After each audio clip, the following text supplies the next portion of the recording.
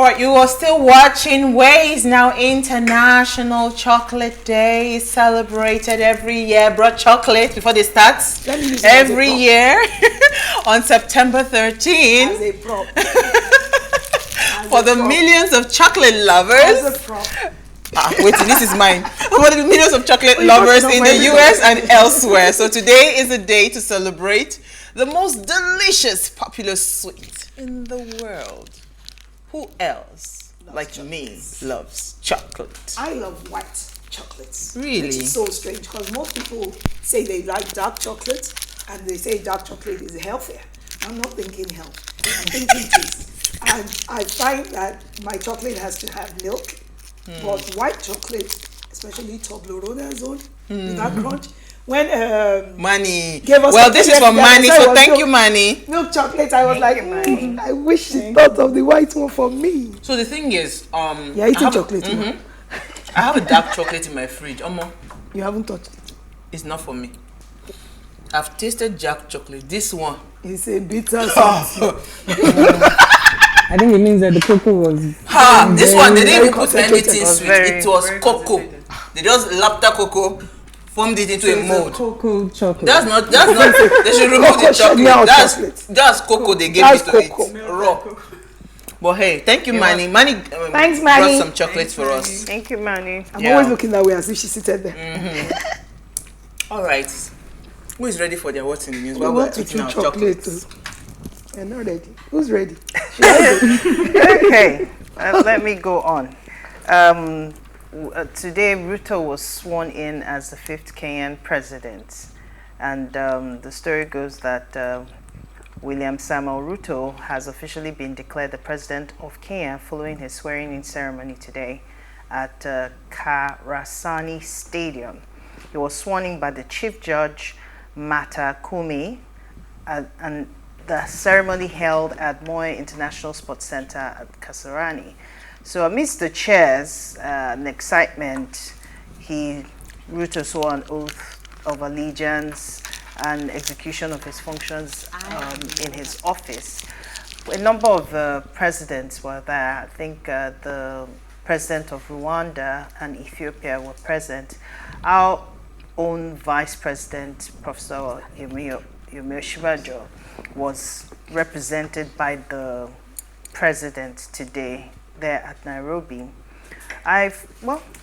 He's coming in as the 5th president. Their party has been the longest ruling party. It's quite surprising that it's only 5 presidents that have come out of Kenya.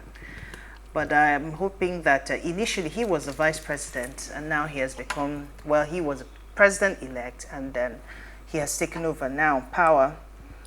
He's going to be taking over with a lot of issues to deal with. There's fuel, there's crisis, food crisis as well, fuel crisis, the economy and all of that. And hopefully there will be change. I'm tired of hearing that people are being elected and there's no seeming change in the country. Basically, citizens of any nation, what they want is for there to be change, and the change that can affect them as citizens, even if they don't like you.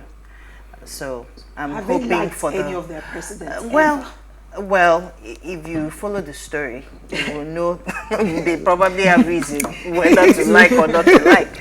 But the point being that when you are put in power, do everything that you can to represent the people and the needs of the people. So I wish him luck and hoping that it will be. Well, you're reading it as if it's an obituary. Why? It's not an obituary. I just more importantly look forward to results. Whenever we hear, we're in election period, we're about to go into our own elections here in Nigeria. So it's like we just need to see something different. It's not just about electing presidents. It's about being able to see change, real change. Yes. We pray so. On that note, should I take mine, please? Yes, so I can finish my chocolate. Are you done with your chocolate? No, I have one more bite. That's why I want to rush this news. First of all, let me give you the definition for endometriosis, because at times it twists my tongue in trying to understand it. They say it's a condition resulting from the appearance of endometrial tissue outside the uterus and causing pelvic pain, especially associated with menstruation. So when women ask for time off during their periods, they may actually be suffering from this case, and it might be really intense because at times human resources doesn't understand how hard it is. The reason the story came up today is our very beloved actress Zainab Balogun said that what God cannot do does not exist. Actress Zainab Balogun says, as she reveals, as she got her healing after being diagnosed with stage 3 endometriosis 2 years ago. Now, I remember that she got married maybe 3 years ago, and as it is our common practice subconsciously in Nigeria, we're womb watchers. And of course, because she's also so cute, I can imagine her having a baby girl. But you never know what someone is going through. So I was quite touched when I found that she was going through this, and it's been for 2 years. And there's a video you can watch on social media to get the story. And talking about social media, we'll go into things that you can share, things you shouldn't share, things that help people heal, and so forth in our discussion for today. But congratulations, Zainab.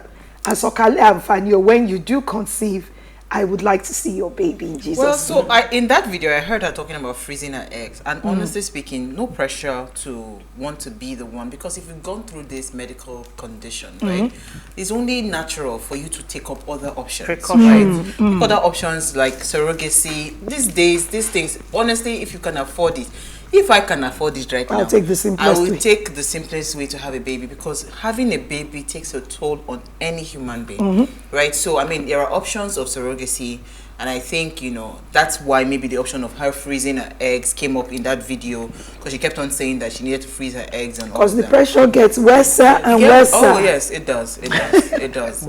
It does. I'm happy for her. Honestly, I didn't know that this. I mean, when you see people like this, you just feel like, it's easy but for they know people what they are to going actually through. judge people And assume you know what's going on with them. what they've been through. You know, and I'm happy that, you know, she made something. She said that she told God if this was possible, if this would happen, she would come out openly, because it's not easy for somebody like her to just come out and, you know. This is what we're saying about what you share on social media. At times, you need to share your testimony to help someone else heal. So in cases like this, I approve of you, if you have unction from the Holy Spirit, if you're Christian, to share certain things that may seem personal, because you never know who you've given the courage to seek help, to find healing, and to go through the process in the more easier way. When the people they're looking up to, as Jennifer would say, their role models are telling you that I've gone through it. Absolutely. It's a case of you're never alone. Absolutely. So, NJ, your story quickly. Also, quickly, my story is about the current reoccurring crude oil theft. And this report comes from Business Day, reporting that it's almost like every month or every other day there's something new in that sector. At the moment, I think Nigeria is losing about 30 to 60 trillion naira per year on crude oil theft due to vandalism. All of them, they're plenty. There's a syndicated, illegal refining, you know, everything. And then there's the newest report is about the community in Bodo. I think that's in Rivers State, and they actually literally hijacked 300,000 barrels of crude oil within the community, and you know. Do they even know what to do with it when they No, but they know. They do. They know. Just They to know sell at it least to sell it all. And this is actually affecting the oil and gas industry, because a lot of investors and stakeholders are seeing this as organized crime and organized by. Of course. Yeah. You can't steal that they intercept volume of crude without a syndicated. So even your security personnel are supposed to watch over all of those things. Is all a syndicated what's it called, plan. So let me quickly take my story for all the obedience in the building. Come on here. Double registration. INEC Delists 1.1 million newly registered voters. Now, the Independent National Electoral Commission has disclosed that it found 1.126359 records out of the 2,523,458 fresh registrants that registered between June 28, 2021 and January 14, 2022. That 1.1, like I'd mentioned, the earlier number, to be invalid and consequently delisted from them. The Commission said that it also detected several double, multiple and ineligible registrants and has consequently invalidated them, adding that these include entries that fail to meet the Commission's business rule. He was disclosing this in Abuja in a statement that he made available to press, and he noted that thorough process was being undertaken to clean up the registration data. He also said that the permanent voters' cards are all valid. For all valid registrants will be available for collection by the end of October, early November, as promised. The INEC noted that cleaning up the registers of voters using automated biometric identification system is ongoing since the suspension of the continuous voter registration on July 31st, 2022. In other words, go and check that your registration valid, is, because this is a huge number out of 2.5 That's almost million, half of it. So That's a lot. let us go and be sure. So you can't be shouting. Be sure you have a PVC. And this is what they keep saying, that elections are not emotions. Elections are numbers. And if you do not have the numbers, you do not have the numbers. This is a huge loss. I feel so bad and sorry for the people that will be affected by this. Yeah. Absolutely. All right, on that note, let's go on a break. When we come back from the break, we want to discuss social media and what to do, what not to do. Stay with us. We'll be right back.